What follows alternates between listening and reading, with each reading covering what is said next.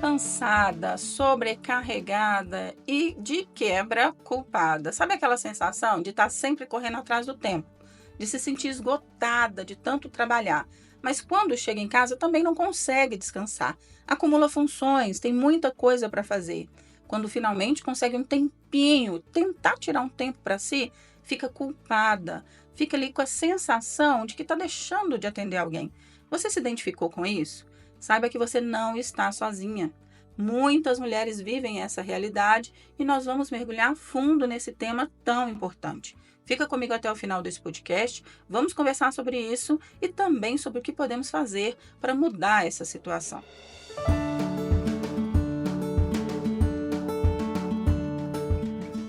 Olá, eu sou a Sheila, eu sou psicóloga e mentora. O meu objetivo com esse podcast é contribuir com a sua saúde mental, com a sua saúde física também, com a sua saúde emocional, te ajudar a crescer, tanto na vida pessoal quanto na carreira.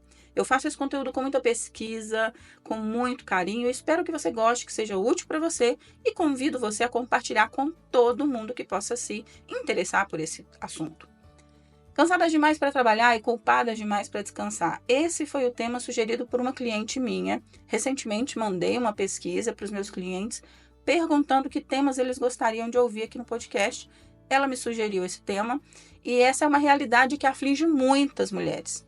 Seguindo essa sugestão e também analisando o contexto de várias mulheres que eu atendi e atendo e passam por isso todos os dias, eu tenho aqui algumas contribuições a fazer.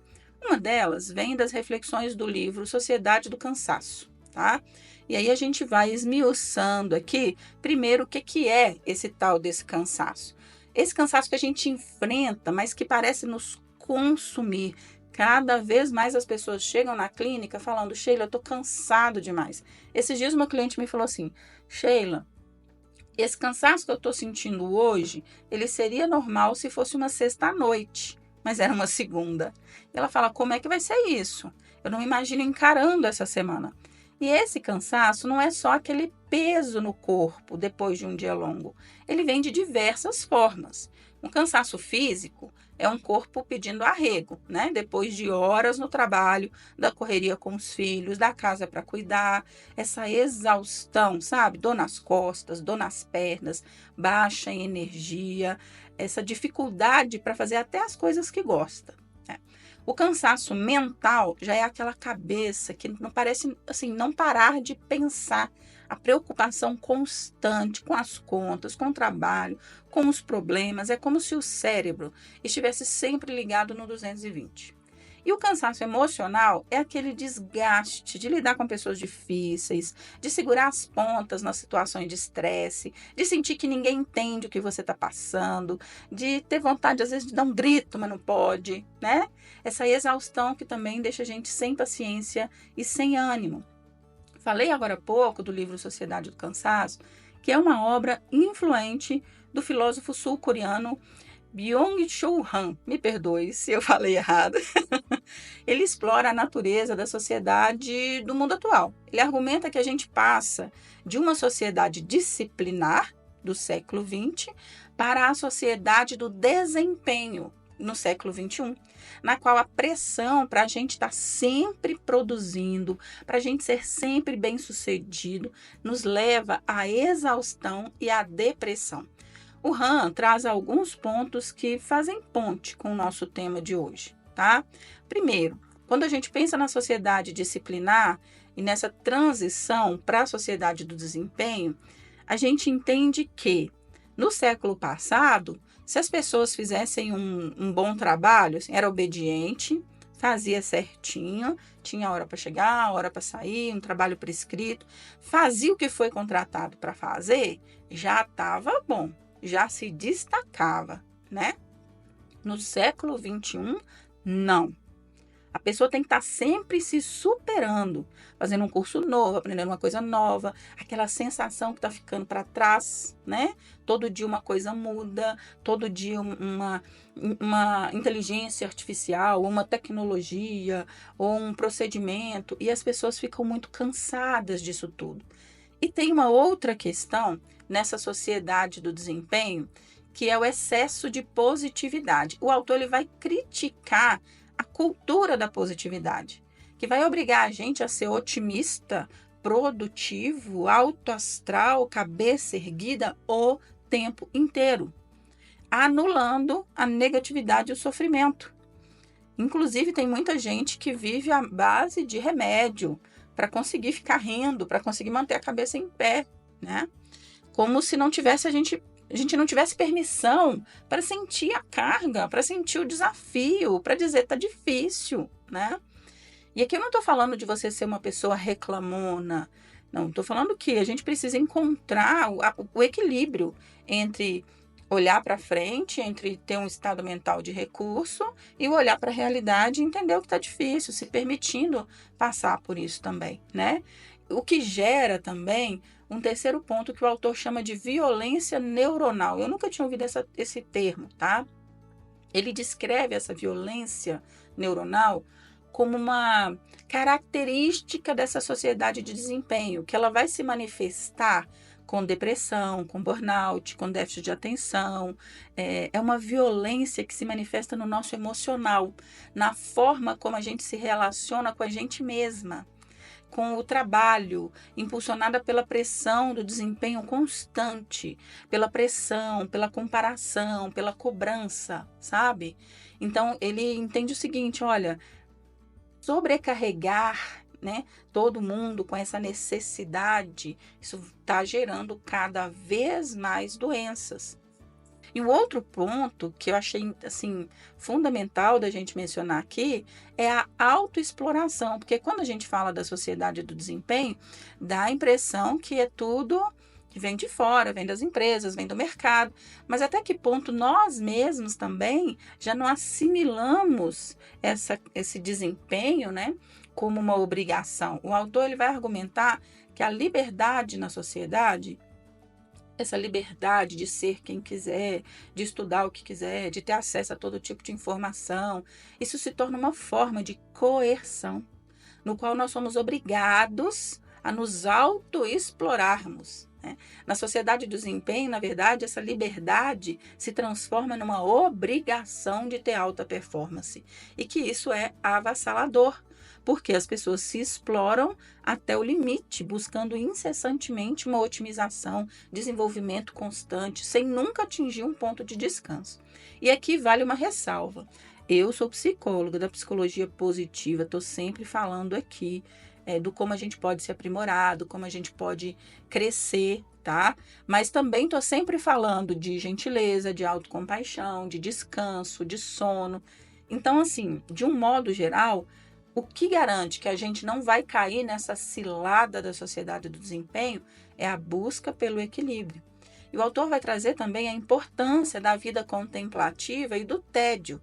Ele propõe a recuperação dessa vida contemplativa que as pessoas tinham lá atrás, quando tinham mais contatos com a natureza, conseguia contemplar, apreciar a vida. Sabe aquela coisa assim de sentar em volta de uma fogueira e cantar uma música, sabe? Sem internet, sem celular, sem nada que vai lembrar você das cobranças do mundo externo. Tem muitos clientes meus que estão, inclusive, saindo de redes sociais, porque cada vez que entra na rede social, sai com a cabeça explodindo de autocomparação. Em resumo, a gente está falando sobre sobrecarga, cansaço, culpa. E o livro Sociedade do Cansaço é uma crítica profunda, provocadora para esses temas, que vai nos convidar a refletir sobre a forma como a gente vive e como a gente trabalha. O livro ele é relevante para essas discussões, tanto no ambiente pessoal quanto profissional, e quando a gente fala de burnout, por exemplo, tá? Mas, em suma, é permitido ficar à toa, é permitido se entediar, é permitido parar, respirar, deixar alguns pratos caírem, é permitido falar assim, esse ano eu não vou fazer curso nenhum não, né? Deixa eu separar um dinheiro aqui para as férias, sabe? A gente tem que achar o ponto de equilíbrio. Mas quando a gente finalmente tira um tempinho para a gente, aparece a culpa para nos atormentar. Digamos que você passou desse ponto da sobrecarga, do cansaço e foi para o ponto do descanso. Aí vai vir a culpa. Por quê?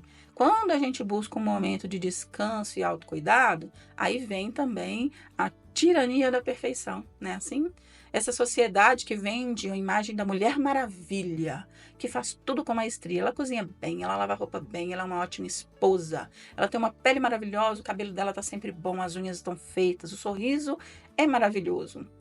Precisa estar sempre com sobrancelhas e pele, enfim.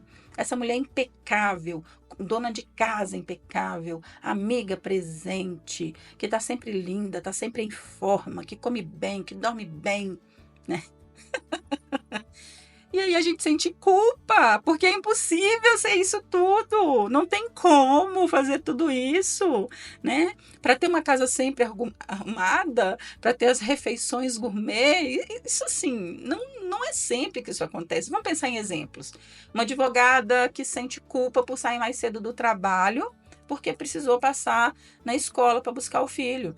Então, mesmo ela trabalhando direitinho, ela, não devia ter saído mais cedo para buscar meu filho. Aí, digamos que ela não sai mais cedo para buscar o filho. Não, eu vou dar mais um gazinho aqui no trabalho hoje, vou pedir a babá para buscar. Eu não estou dando atenção para meu filho. Não é assim? É desesperador, né? Uma empreendedora que sente culpa por tirar um dia de folga para cuidar da saúde. Fala, nossa, eu estou deixando meu negócio às traças, eu não tenho tempo. Já ouvi cliente falar comigo assim, eu não tenho tempo para adoecer, não. Eu não tenho tempo para tirar folga, não. Né? E essa culpa, ela é extremamente perigosa, né? Tem também aqueles estereótipos, né, da mamãe coruja, que muitas mulheres internalizam a ideia de que a maternidade vai exigir uma dedicação integral, sacrifício, e aí ela vai sentir culpa se ela priorizar as próprias necessidades, como por exemplo, sei lá, vamos deixar o bebê um fim de semana com a avó e vamos viajar nós dois, falando casal, aí sente culpada porque está fazendo isso, né? Como se a gente tivesse que estar 100% disponível para os filhos. Eu não sou mãe, mas eu conheço muitas mães, tenho muitas clientes com mãe, que são mães e que passam por isso. Mamãe que sente culpa por sair com as amigas numa quinta-feira à noite, porque deveria estar em casa com os filhos, né? Então, assim, esse peso da dedicação integral, a síndrome da impostora, essa insegurança, fala, nossa, eu não faço nada bem, eu não sou excelente no trabalho, eu não sou mamãe excelente, a minha casa não está excelente, porque aí vem um paradigma, né? Vem no início a cobrança da mulher perfeita, aí não consegue atingir a mulher perfeita, vem com síndrome do impostor, né? Então a gente precisa achar um ponto de equilíbrio para isso, senão nossa mente vai explodir, né?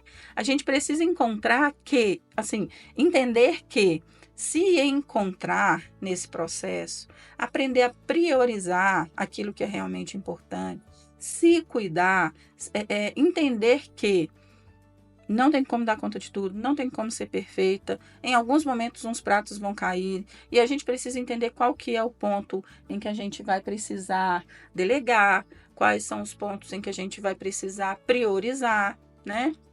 Às vezes, recentemente mesmo eu conversei com uma pessoa, ela chega, minha casa ficou uma bagunça a semana inteira, porque a babá passou mal e eu pedi a faxineira para ficar com os meninos. E falei, não, esquece a casa. Eu vou pedir comida, vamos fazer, eu te ajudo a equilibrar o dia a dia e foca nas crianças. Por quê? Porque as crianças são foco. A casa pode ficar sem limpar, mas as crianças podem ficar sem tomar banho. Então a gente precisa, estar vez ou outra, encontrando caminhos. E tá tudo bem uma semana a casa tá bagunçada, sabe? A gente precisa ter mais compaixão por nós mesmas, aprender a dizer não, colocar limites nas pessoas, priorizar nosso bem-estar.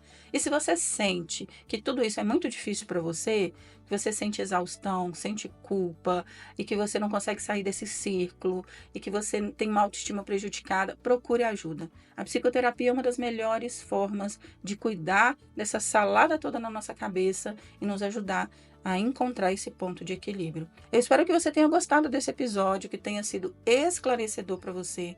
Compartilhe com todo mundo que possa se beneficiar. Me siga nas redes sociais, @SheilaDeOliveiraPsi, para ser avisado toda vez que eu lançar um episódio novo, tá bom? Um abraço para você e até o próximo.